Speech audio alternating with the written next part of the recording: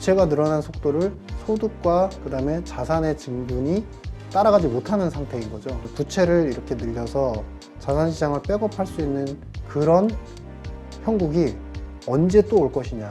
우리가 지금 해소해야 될 문제들은 올해 23년도에 딱 자산시장 해소, 부채 해소 끝, 이런 문제가 아니라는 거예요.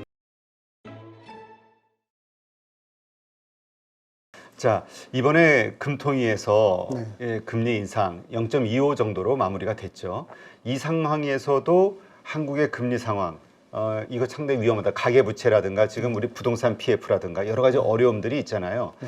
걱정들이 좀 많기는 한데 어떻습니까? 객관적으로. 객관적으로 숫자로 보면 가처분 소득 대비 우리 부채 수준만 놓고 보면 한국이 이제 작년도를 기점으로 200% 가까이 찍었고, 숫자를 그 비슷한 숫자를 찍은 국가가 이제 노르웨이나 일본 이 정도입니다. 그러니까 사실 부채로 굉장히 힘든 국가들이 다 동일하게 찍고 있는데 한국도 거기에 지금 포함이 됐다. 그래서 부채에 대한 것은 결국에는 이제 이게 항상 부채가 리스크로서 작용하는 건 아니고, 평소에는 이제 정상기에는 이제 성장의 어떤 반대적인 언어가 돼서 성장을 좀 일으켜주는 기반이 되기도 하는데, 지금은 부채보다도 부채가 늘어난 속도를 소득과 그다음에 자산의 증분이 따라가지 못하는 상태인 거죠. 그게 이제 가계도 마찬가지지만 기업도 똑같습니다. 그래서 그런 형국이기 때문에 여기서 이제 부채 조정이 적정하게 좀 일어나는 시점이다. 근데 이제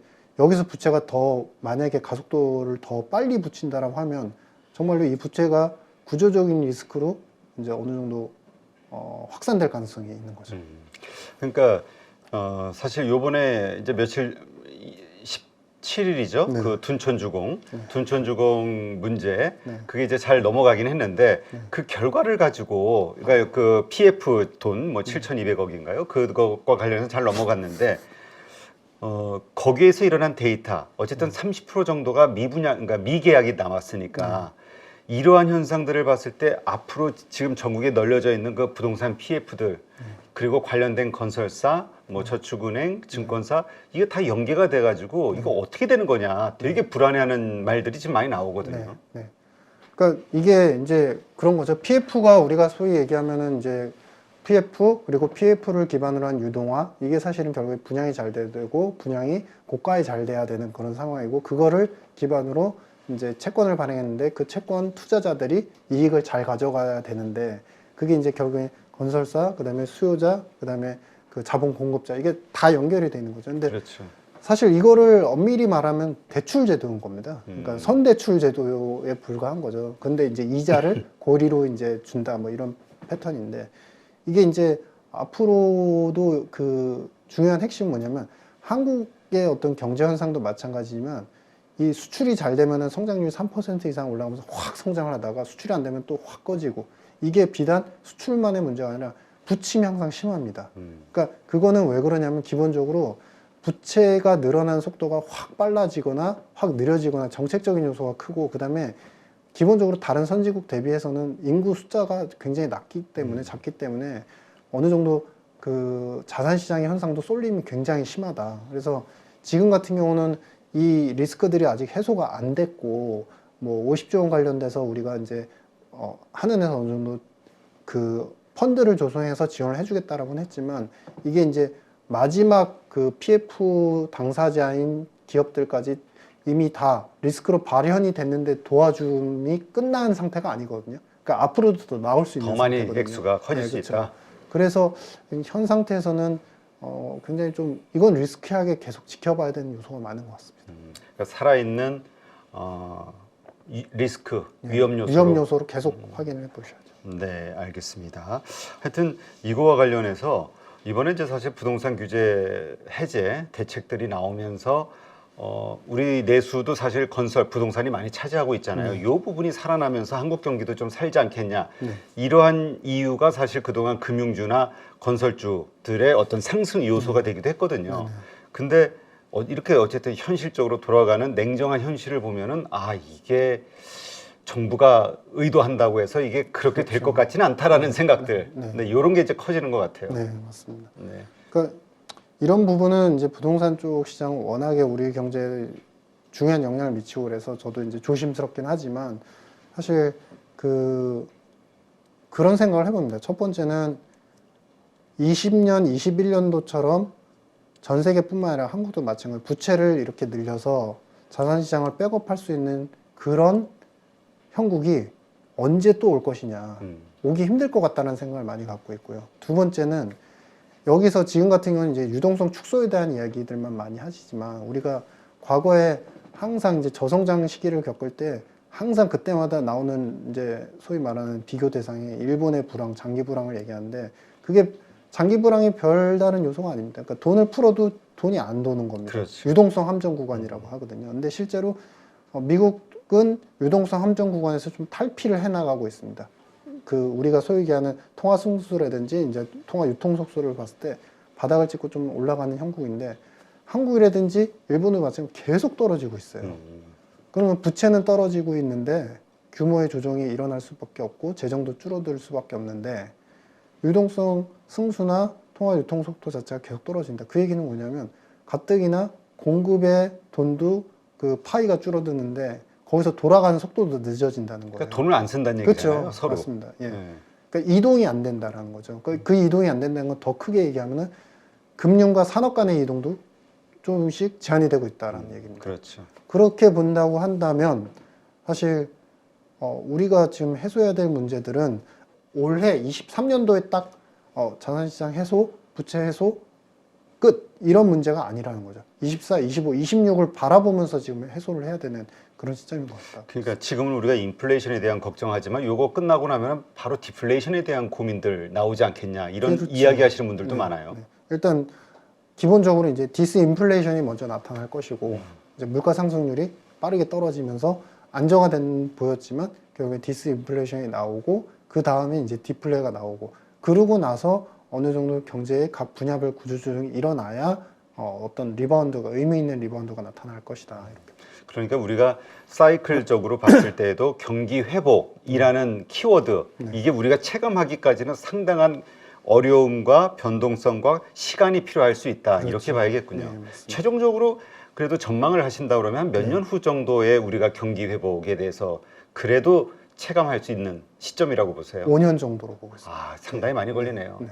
부동산 전문가 분들은 역시 부동산이 다시 이렇게 회복하는 시점 역시 비슷하게 한 4, 5년 후쯤 보시더라고요. 그렇습니다. 예, 예. 뭔가 연계되는가 있나 싶기도 하고. 네. 그런데 잠깐 말씀하셨듯이 일본도 이제 장기 불황에 힘들어하고 뭐 하여튼 그런 상황에서 우리는 0.25 올렸지만 이번에 BOJ에서 그러니까 동결을 했잖아요. 네. 동결을 해가지고 이거 혹시나 금리 인상이 되거나 이랬을 때 생길 수 있는 변동성을 고민했었는데 일단은 넘어갔단 말이죠. 네. 근데 4월 달 되면 구로다 총재가 바뀌면서 어떤 식으로인가 결정이 나올 수밖에 없다. 이게 이제 리스크로 또 보시는 분들도 있어요. 네. 저는 그거를 지금 왜 리스크로 보는지 이해는 안 됩니다. 그래요? 어떤 면에서? 왜냐하면은 이게 YCC 범위를 그러니까 장기물 국제금리의 그 변동 범위를 이제 조금 높여놨다. 그러면은 예전에 플러스 마이너스 0.25였는데 지금 플러스 마이너스 0.5로 높여놨다. 그러면은 그런 다음에 이제 본원통화 공급을 갖다가 계속적으로 한다라는 정책이 구로다의 정책이었고 그것이 아베 총리가 원했던 이제 프레임인데 거기서 이제 벗어날 수 있다. 근데 그거는 좀 확대 해석인 것 같습니다. 그러니까 너무 이제 그 암흑의 논리인 것 같습니다. 뭐냐면은 일본도 인플레이션이 이제 3% 이상 이제 올라가니까 네. 그 정책들을 포기할 수 있다라고 하는데 포기를 만약에 해버리면 그 전에 이끌어왔던 물론 이제 그 담당자, 그러니까 정책자의 어떤 뷰나 어떤 관점이 다르다는 요소는 인정을 하나 거의 15년 이상 우리가 예전에 동해 대지진 때부터 이 큰 틀의 아베노믹스가 시작이 됐거든요. 근데 그들이 우려하고 싫었던 거, 그러니까 탈피하고자 하는 거는 결국에는 유동성 함정 구간이 그들은 계속 떨어지고 있는 거예요. 유동성이 계속 안 도는 상태가 지금 20, 30년 계속 지속이 되기 때문에 이걸 양으로라도 밀어붙여야 된다는 관점에서 시작이 된 건데 그것을 물가 통제 요인 때문에 그 YCC를 완전히 폐지하고 금리 인상 기조로 한 번에 그걸 돌릴 수 있을 것이냐. 그거는 좀 과대 해석인 것 같습니다. 오히려 그 YCC 범위를 좀 더 넓히되는지 탄력적인 요소를 좀 더 할 수는 있어도 이런 정책이 일어나면은 사실 일본은 다시 완전히 돌이킬 수 없는 형국이 돼버리거든요. 그래서 그거를 지금 와서 정책적으로 그렇게 변할 것이고 그렇기 때문에 위험하다. 이거는 좀 가정을 너무 이제 좀 섣부르게 한 게 아닌가 보여집니다. 그러니까 그 YCC 변동폭을 이번에 이제 0.2에서 0.5로 올렸고 또 0.5에서 0.75로 올리지 않겠냐, 네, 뭐 네. 1로 올리지 않겠냐 그렇죠. 이러한 걱정들. 네, 이것을 사실상의 금리 인상으로 보는 것 자체가 잘못이다. 네, 저는 그렇게 아, 봅니다. 이건 정확히 금리 인상이 아니다. 네, 여전히 YCC라는 거는 장기물 금리의 변동폭을 통제를 한다는 거고, 통제를 하는 걸 시장에 자율적으로 맡기는 게 아니라 그것에 대해서 국채 수급을 BOJ가 직접적으로 조정을 하겠다는 거고, 그 조정하는 폭은 경기의 상황에 맞춰서 조정하겠다는 거거든요. 그 YCC 자체는 굉장히 강력한 그 중앙은행의 개입 영역입니다. 그래서 그걸 포기하지 않는 이상은 좀 그렇게 근데 일각에서는 또 이런 의문을 제기하거든요. 뭐냐 하면 예전에는 모르겠지만 어쨌든 그러한 식으로 십몇 년이 지나면서 안 좋아졌잖아요, 펀더멘털이. 국가 부채가 일본의 국가 부채가 260%가 넘어가고 이런 상황에서 계속해서 일본 중앙은행이 국채를 계속 매입하거나 시장에 관여해 줄 수 있겠느냐. 네. 이랬을 때 오히려 헤지펀드들의 이게 인위적인 네. 여러 가지 헤지펀드들의 공격이 또 있으면서 어려운 상황이 생길 수 있지 않겠냐라는 생각하시는 분들도 있거든요. 거기서 두 가지 포인트가 있습니다. 어려워질 수 있는데 두 가지는 뭐냐면 그래도 일본은 준기축통화 국가입니다. 그러니까 그 아직도 일본의 그 레버리지 물론 이제 차익과 그다음에 그 상환이 계속 반복되긴 하지만 해외 시장에서 일본의 그 거래 비용 자체가 엔화 자체에 대한 거래 비용 자체가 상당히 싸고 거래가 잘 일어나고 그 얘기인즉슨 뭐냐면은 이와 연결해서 중앙은행 포트폴리오에 여전히 미국채, 유로채, 그다음에 일본 국채도 들어갑니다, 사실. 그러니까 그러한 요소를 봤을 때 이게 갑작스러운 이제 공격의 양상으로 나타나기 좀 힘들다라는 판단이고 두 번째 요소는 뭐냐면은 일본이 부채가 많다고는 하지만 순대외 채권 국가이기 때문에 기본적으로 경제 펀더멘탈이 나빠지면서 오히려 금융 자산 쪽으로 오히려 건전화를 좀 이제 시도를 했다. 그래서 그런 요소가 많고 그다음에 세 번째는 일본의 국채 투자자는 미국 해외에 있지 않습니다. 거의 다 연기금이 거의 80% 이상을 장악하고 있습니다. 그래서 이런 요소를 중간에 어떤 핵심적인 규모가 작은 헤지펀드들이 그렇게 한꺼번에 공격하기 힘들 것 같다. 그리고 마지막은 여전히 미국은 일본의 통화 정책이나 여러 가지 방향성에 있어서 인정을 해주고 있습니다. 그리고 무제한 통화 사업도 계속 이제 진행을 하고 있기 때문에 유지를 하고 있기 때문에 그것이 예전처럼 수합제도도 원만하지 않았던 그 과거처럼 뭐 예를 들면은 그 소로스의 영국 파운드 공격이라든지 그렇죠. 이런 양상들이 또 반복되지는 않을 것 같다. 뭐 이렇게. 그렇다면 지금 전제가 지금 말씀하셨듯이 지난달인가요? 3%대 인플레이션 나왔었잖아요. 3% 정도의 인플레이션. 이것이 일시적인 것으로 보시는 건가요? 이게 좀 더 상승이 되거나 유지가 되거나 했을 때는 일본도 뭔가 여러 가지 경제 메커니즘상 인상을 할 수밖에 없는 거 아니냐. 이게 이제 시장의 걱정인 거잖아요. 네. 4% 이상이 넘어가면 이제 뭔가 달라질 수 인플레이션이 있겠죠. 4%. 그렇죠. 네.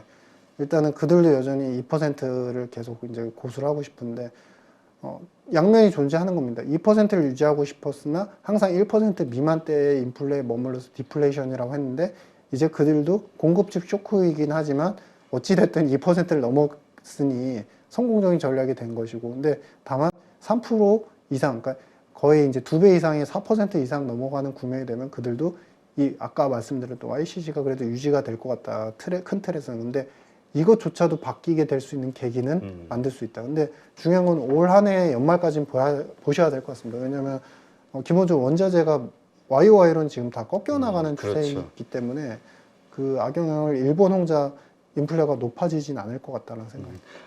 어쨌건 전 세계적으로 지금 인플레이션이 꺾이고 있는 추세니까 일본도 그 3% 일본으로 볼 때는 높지만 어쨌건 그 추세가 꺾일 수 있다는 쪽으로 보시는 거군요. 맞습니다.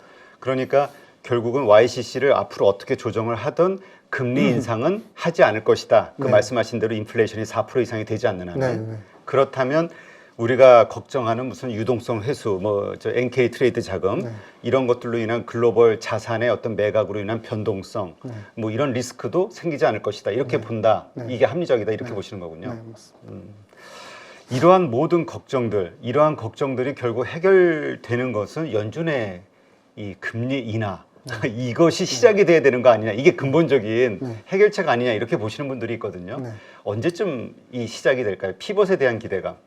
내년 정도에 중반기쯤 넘었을 때 어느 정도 시도가 됐고 논의가 될 수 있을 것 같습니다. 지금은 미국 입장에서 올 작년 말부터 올해 초에 나타난 현상이 이제 미국의 그 국채 시장 자체가 이제 안정화됐고, 두 번째 긍정적인 거는 미국 국채에 대해서 뭐 그러니까 단기물이든 초단기물이든 장기물이든 간에 지금 그 응착률이 상당히 좋습니다. 그러니까 발행을 했을 때 응착률이 좋고, 이 얘기는 뭐냐면 우리가 작년도에 사실 자칫 잘못했으면 크레딧 리스크가 굉장히 퍼지고 시스템 리스크도 나올 수 있었던 상황이었는데, 미국의 국채 시장 자체가 발행 유통 시장이 안정화되면서 다른 이제 환율 요소들도 좀 꺾이고 있다. 그래서 이런 형국에서 미국이 자체적인 가장 중요한 이제 달러의 어떤 달러와 채권 간의 틸레마 속에서 가장 중요한 채권 시장이 지금 안정화됐기 때문에, 그 얘기는 뭐냐면 재정을 어느 정도 확보할 수 있다라는 것이거든요. 그래서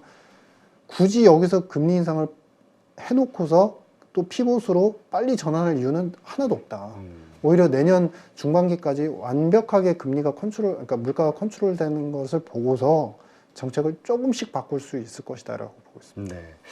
그 과거, 그러니까 뭐라 그럴까요? 그 아서번즈 때부터 이러한 비슷한 사례들이 있었잖아요. 좀 가라앉는 조짐이 보이니까 좀 풀어줬다가 다시 치솟아 버리고 그것도 잡기 힘들어했던 이런 과거의 데이터들 때문에 연준은 말씀하신 대로 이렇게 누를 수밖에 없을 것이다라가 이제 일반적인 시각인데, 그래도 자꾸 월가부터 시작해서 다들 피벗에 대한 이야기하는 게 연준이 이미 말 바꾸기를 몇 번 했으니까 이제 신뢰를 못하는 것 같아요. 그리고 그런 차원에서 다시 한번 이렇게 바꾸지 않을까에 대한 기대감, 어떻게 봐야 되나요?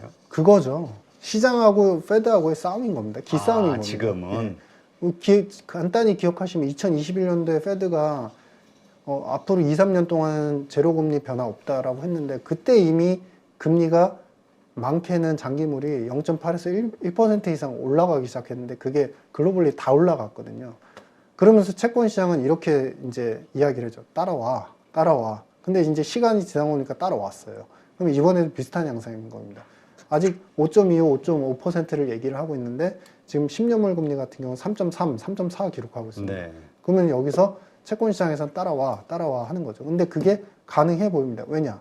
지금 국채 시장이 안정화되면서 국채 시장 자체의 매력도가 다시 늘어났고, 두 번째는 중앙은행을 비롯해서 많은 헤지펀드들이 오히려 그동안에 수합 시장이 오히려 그러니까 규모가 커졌었고, 그거는 환이 변동성이 달러 대비 타 그 통화의 변동성이 컸기 때문에 수합 시장에 더 집중했다가 지금 비어진 포트를 국채로 좀 채우고 있는 상태인 거죠. 그러면은 이런 상황에서 종국에는 페드가 따라가면 손실을 볼 것이냐? 손실을 안 볼 겁니다. 오히려 이득을 볼 겁니다. 그래서 근데 다만 시점은 좀 빠르다. 뭐 내년 한 중반기 이후에나 정말 따라갈 좀 신호를 보지 않을까 보고 있습니다. 그렇다면 그 지금 마지막 그 고민하고 있는 지점들, 그러니까 더 이상 금리 인상보다는 그 고금리의 상황이 얼마나 유지되느냐, 이거에 따라서 신흥국부터 시작해서 많은 충격이 있을 것이다. 이런 얘기들이 있잖아요. 어떻게 예상하세요? 기간이 어느 정도 나갈 것으로? 한 3년여 기간을 좀 봐야 할 것 같고요. 그래서 이 기간 동안에 전체적으로 이제 그러니까 수출이 힘들어지는 국가들이 자생적으로 재정으로 버틸 수 있는지 부분하고, 근데 그 재정에서는 지금 미국채 시장이 발행과 유통 시장이 안정화됐다고 하지만은 신흥국은 또 별개의 얘기입니다. 통화 리스크가 아직도 있기 때문에. 그래서 그런 부분에서 사실 3년 동안 결국에는 재정에 대한 여력을 어느 정도 갖출 수 있는지 여부에 따라서, 그건 정치적 요소하고도 맞물리기 때문에 그런 요소에 따라서 아마도 그 앞으로의 행보가 달라질 것이다. 네. 그렇다면 뭐 일단은 그 말씀하신 그 피벗, 아까 잠깐 언급해 주셨지만 어떠한 지표들, 어떠한 상황을 보고 연준은 이제 금리 인상 중단 혹은 금리 인하라는 생각을 하게 될 것이냐. 이것도 참 설왕설래 의견들이 좀 여러 가지거든요. 박사님은 어떻게 보세요? 전 맨 마지막 가장 크리티컬 포인트가 실업률이 아, 4.5 이상 올라갈 때라고 봅니다. 그거는 그만큼의 경기 침체 상황이다. 네, 조정을 해줘야 되기 때문에. 그때가 바로 연준의 피벗, 네. 네, 마지막 데이터 지점이다. 네, 알겠습니다. 하여튼 2023년 정말 걱정이 많은, 네, 그리고 또 한편으로는 기대가 되는, 작년이 워낙 힘들었으니까 올해는 좀 나아지지 않겠느냐. 그러나 말씀해 주신 대로 올해도 만만치 않은 여러 리스크 요인들이 있다는 거. 네. 하여튼 이 방송 보신 우리 가족분들 거시 경제와 관련해서 여러 지점들 한번 객관적으로 보실 수 있는 시간이 되지 않았을까 싶은데요. 투자하시는 데 있어서 자신의 투자 기준, 포인트를 삼는 하나의 좋은 그 자료로 한번 활용해 보시면 좋을 것 같습니다. 오늘 이렇게 좋은 인사이트 함께 해주신 KB금융지주 유신익 박사님, 이코노미스트시죠? 네, 오늘 정말 감사합니다. 예, 예, 감사합니다. 감사합니다.